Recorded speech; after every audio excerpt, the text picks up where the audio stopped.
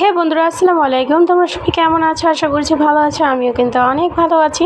তো আজকে আরেকটি নতুন ভিডিওতে তোমাদের অনেক অনেক স্বাগতম জানাচ্ছি। তো এখন দেখে পড়েছো তোমরা, সকাল উঠেই কিন্তু আমি এসে পড়েছি রান্নাঘরে। এখন সময় হয়ে গেছিলো সকাল 8:30 মতো। আজকে 8:30 থেকেই ব্লগটা শুরু করছি, কারণ হচ্ছে আজকে অনেকটা কাজ আছে। ইভেন তোমাদের সঙ্গে একটা ভালো জিনিস আমি শেয়ার করতে চলছি, তো তাই জন্য তোমাদেরকে একটু টাইম নিয়েই আজকে ভিডিওটা করতে আসলাম।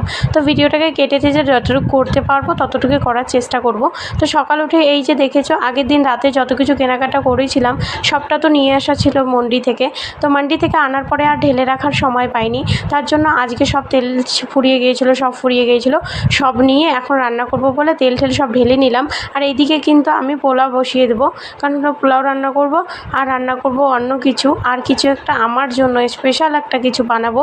হয়তো তোমাদের অনেক কিছু ভালো লাগে, সেটা আমাকে অনেকই ভালো লাগে, মানে অনেক বেশি ভালো লাগে। জানি না তোমাদের কাছে ভালো লাগে কি না, আশা করছি যে তোমাদের কাছেও সেই জিনিসটা ভালো লাগে। আর কে কে এই জিনিসটা খাও বাড়িতে অবশ্যই কিন্তু আমাকে জানাবে, এবং কন্টিনিউ আমার ব্লগটি দেখবে। এবং যারা যারা আমার চ্যানেলটিকে সাবস্ক্রাইব করেনি, সাবস্ক্রাইব করে নেবে, অল বেল আইকনটা ক্লিক করে দেবেন, এবং ছোট্ট এই বড় দিদিটার সাথে ভালো মতো একটা ফ্যামিলির মেম্বার হয়ে থাকবে আমার ইউটিউব ফ্যামিলিতে। ঠিক আছে বন্ধুরা, তো জলদি don't be late, please subscribe my channel. তো এই দেখো আমি পোলাওটা কিন্তু বসিয়ে ফেলেছি। আমাকে অনেকজনই বলে, দি ভাই তুমি কি ইন্ডাকশানে রান্না করে মজা পাও? হ্যাঁ দি ভাই, যেই বলছিলেন দিদিভাই, নুসরাত দিদিভাই, আমার খুব ভালো লাগে। কারণ হচ্ছে মানে ইন্ডাকশানে কি হয়, মানে অনেকটা ভালো থাকে ইন্ডাকশান, ঠিক আছে, চুলার থেকে তো ভালোই লাগে আমার কাছে, তাই জন্য। তারপরে এদিকে আমি বেগুন আলু সবজি করে নেব, তাই জন্য আমি বেগুন কেটে নিয়েছি। আজকে ভাবছি বেগুন পড়ে রয়েছে, তাই আমি বেগুন আলু সবজি করব, তাই বেগুন কেটে নিলাম আমি বেগুন আলু সবজির জন্য। আর এই দিকে হচ্ছে করে নেব তোমার যেই জিনিসটা তোমাদেরকে বলতে চেয়েছিলাম, এটা হলো কাঁঠালের যে বীজগুলো হয় না, ওই কাঁঠালের বীজগুলো দিয়ে একটা কিছু বানাবো, তাই জন্য।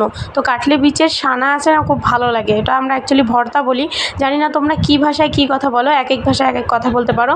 তো আইডিয়া খাটিয়ে সেটা, তার জন্য কাটলা বিচির ইয়েটা করার জন্য কিন্তু ভালো মতো করে কাটলা বিচিটাকে ফ্রাই করে নিতে হবে আগে। তো প্রথমে আমি সবজিটাকে করার জন্য কেটে নিয়েছিলাম, তারপরে হচ্ছে এদিকে আমি পোলাওটা বসিয়ে দিয়েছিলাম ইন্ডাকশানে, আর চুলায় বসিয়ে দেবো হচ্ছে কাটলা বিচিটা। ধীরে ধীরে করে ফ্রাই করে নিয়ে সেটাকে থেতো করতে হবে, কিভাবে সেটাও আমি তোমাদের দেখিয়ে দিচ্ছি। অনেকে হয়তো খাও, অনেকে খাও না, সেটা তো বারবার করে বললাম, জানাবে আমাকে অবশ্যই। তো অবশ্যই জানাবে সবাই বন্ধুরা, ঠিক আছে। তো তারপরে আজকে কিন্তু একটা জিনিস আমি করতে যাচ্ছি আরেকটা, সেটা তোমাদের সঙ্গে শেয়ার করব। আজকে হচ্ছে পৌঁছবাবু ডিউটি থেকে আছে, ডিউটি থেকে আসবে, আসার পরেই কিন্তু আমরা লেগে যাব একটা কাজে। কারণ হচ্ছে আমরা আজকে কোয়ার্টারটাকে একটু ভালো করার চেষ্টা করব, কারণ এত ভাঙাচোরা কোয়ার্টারে আর থাকতে ইচ্ছে করছে না। একদম ইঁদুর ঢুকে আসছে, এত পরিস্থিতি খারাপ হচ্ছে তোমাদের বলে বোঝাতে পারবো না। তো তার আগে দেখো তোমাদের কাটলে বিচিটা কীভাবে আমি করে নিয়েছি, দেখো পুড়িয়ে নিয়েছি, তারপরে এটাকে হালকাভাবে থেতো করে নিচ্ছি, যেন ছিলকাটা উঠে যায়। ছালটা উঠে গেলে তারপরে তো ভর্তাটা করতে হবে, তাই জন্য। তো ছাল তুলে আমি রেখে দেবো আলাদাভাবে, সেটা দেখিয়ে দিচ্ছি কীভাবে তুলবো। তো এই যে দেখো হাতে আলতোভাবে এসে পড়ছে সেই জিনিসটা। তো এটার হবে ভর্তা, আর হবে এটা সানা, আর এই যে ছিলকাটা দেখছো সেটাকে ফেলে দিতে হবে। তারপরে ফৌজিবাবু ডিউটি থেকে এসে পড়েছিল, এসেই বলছিল এই জায়গাটা দিয়ে না ইঁদুর ঢোকে, আমাদের দরজাটা বন্ধ করলে এতটা গ্যাপ থাকে, সাপ পর্যন্ত ঢুকে এসেছিলো কালকে আমাদের বাড়িতে, বিশাল সাপ।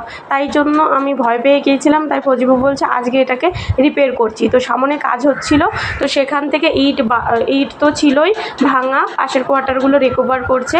তো আমি এখানে বসে পড়ছি, ফৌজিবাবু ওখান থেকে গিয়ে তোমার হচ্ছে বালি আর হচ্ছে সিমেন্ট নিয়ে এসে ওটাকে মিক্সড করছে জল দিয়ে। আমি ওটাকে করব, ও বলছিল আমি করে দেবো, আমি বলছি তুমি মিক্সড করো, এবার আমি করে নেবো, কারণ হলো তুমি এতটা করছো, এখন অর্ধেক কাজটা আমার। তো গান করে করে শোনাচ্ছিল যে আমাদের এরকম পরিস্থিতি হয়েছে, কোয়ার্টারে এসে কোয়ার্টারটাকেও রিকভার করতে হচ্ছে, আর এত সুন্দর বাড়িঘর রেখে আমরা এসে পড়েছি। তো এটাই বন্ধুরা, মানুষ সব সময় সেম থাকে না, ধনী থেকেও গরিব হয়ে যায়, ভালো ঘর থেকেও ছোট ঘরে এসে পড়ে। এর জন্য কোনো সময় অহংকার করতে হয় না, ভালোবাসার মানুষের সঙ্গে থাকতে গেলে একটু কষ্ট মেনে নিতে হবে, তাই না? তাই নিজেই দেখো আমি ঠিক করে নিচ্ছি, আমি হয়ে গেলাম মিস্ত্রি আজকে। তো কেমন হচ্ছে আমার কাজটা অবশ্যই কিন্তু তোমরা জানাবে, আর তোমাদের জানানোটা আমি খুব প্রয়োজন মনে করি, তাই জন্য তোমাদের সব জানাই। তো এইভাবে ঠিক করে স্নান টান করে নিয়েছিলাম, তারপরে বৃষ্টি আসছিল ওটা ঢেকে দিয়েছিলাম, তারপরে স্নান টান করে এই দেখো খেতে বসে পড়েছি। তো পোলাও এই যে করে নিয়েছিলাম, আর সবজি ছিল, কাটলি বিচি ছিল, আর এদিকে আমাদের খাওয়ার মধ্যে কিন্তু আমটা মাছ মাস্ট থাকেই, যেহেতু আমের সিজন। তো এই যে আম খাচ্ছি। তো আমাদের খাওয়া দাওয়া এখানে, আর বেশি দূর টানবো না আজকের ব্লগটা। তো কেমন লাগলো ব্লগটা অবশ্যই কিন্তু বলবে। তো সন্ধ্যা হয়ে গেছিলো, তারপরে আমার ফ্রেন্ড এসেছিলো, ফ্রেন্ডের সঙ্গে একটু দেখা করলাম আর এখানেই ব্লগটা শেষ করলাম। সময় হয়ে গেছিলো 6:30। টাটা বাই বাই, দেখা হচ্ছে তোমাদের সঙ্গে নেক্সট ভিডিওতে। অবশ্যই কেমন হয়েছে না হয়েছে জানাবে। Bye guys.